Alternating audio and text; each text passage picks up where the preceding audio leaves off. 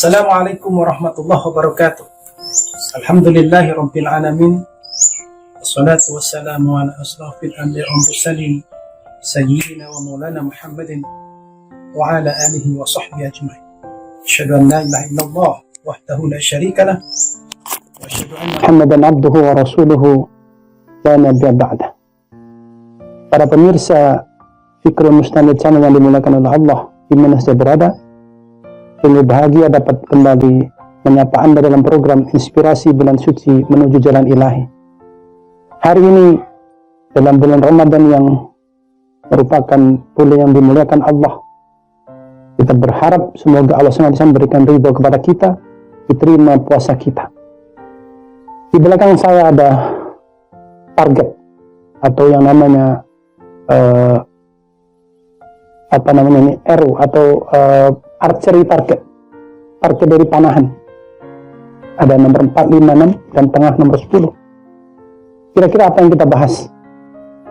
Diri kita oleh Allah diberikan 5 hukum yang disebut dengan al-ahkamul khamsah, ya. Ada wajib, ada sunnah, ada mubah, ada makruh, dan ada haram.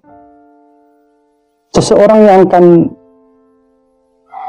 berusaha masuk surga, maka dia akan berusaha juga sekuat tenaga untuk berdiri di dalam koridor-koridor ketakwaan.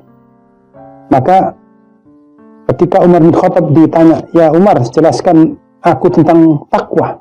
Maka Umar menunjukkan, kalau engkau berjalan di dalam sebuah hutan yang di situ penuh dengan duri, maka aku akan berjalan di situ dan aku akan menghindari duri-duri itu.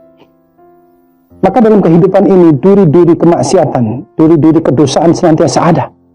Ada keharaman, ada kemaksiatan, ada kemakruhan yang akan senantiasa menerpa kita. Maka kehidupan kita seperti target ini. Tengah adalah kewajiban kita. Kita harus senantiasa ada dalam target. Karena orang yang mau masuk surga, dia harus 0 kesalahannya. Dia harus 0 defect. Tidak boleh ada kecacatan. Seperti kita produk-produk saja. Kalau antum bekerja di industri, maka produk-produk yang dihasilkan harus tidak boleh cacat. Kita ini seperti produknya Allah. Diciptakan manusia, lalu hidup. 7 miliar manusia jumlahnya sekarang. Berapa dari 7 miliar itu yang menjadi produk sempurna? Apakah kita termasuk produk yang sempurna?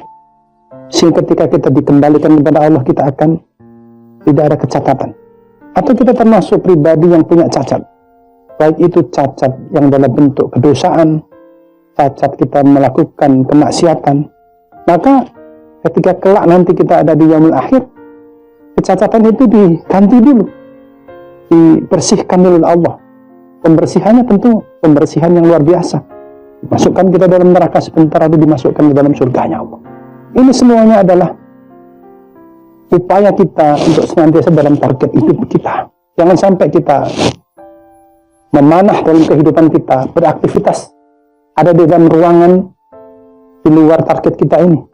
Atau dalam artian kita memiliki kontrol, apakah kita senantiasa dalam koridor ketakwaan, artinya kita aktivitas beramal dalam kewajiban, sunnah atau mubah. Kita menghindar dari kemakruhan. Atau kadang-kadang kita lupa, lalu kita melakukan keharaman. Maka keharaman, kemakruhan yang kita lakukan terus-menerus tanpa ada koreksi dari kita, maka itu akan membawa kepada diri kita jurang kesulitan.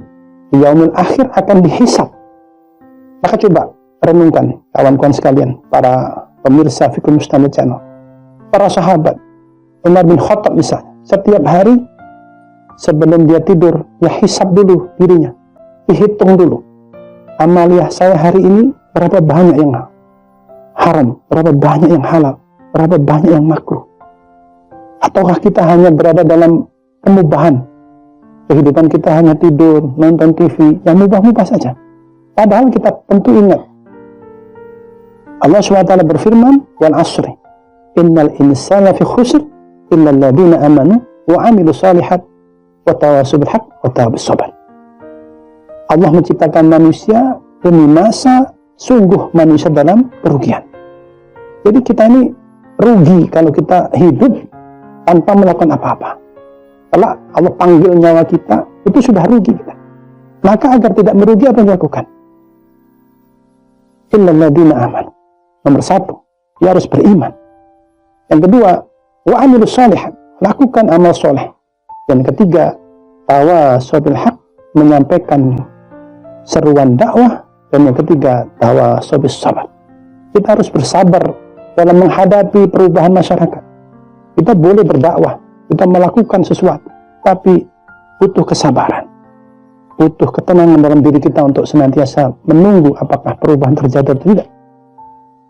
Tentu kita harus terus-menerus melakukan proses waktu ini. Kita berpacu dengan waktu agar kita tidak merugi. Kalau kita senantiasa berada dalam lingkaran kenyamanan kita, tidak melakukan apa-apa, tidak berdakwah, maka Anda akan merugi.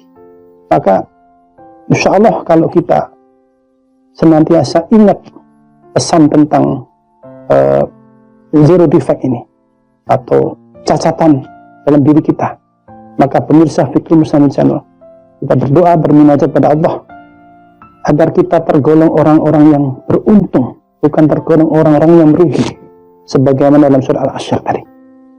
Dalam bulan Ramadan ini, marilah kita melatih diri kita menjadi pribadi yang bertakwa, lalu kita melatih diri kita untuk mengamalkan ayat surah Al-Asyr tadi, beriman, beramal soleh, berdakwah, dan bersabar. Assalamualaikum warahmatullahi wabarakatuh.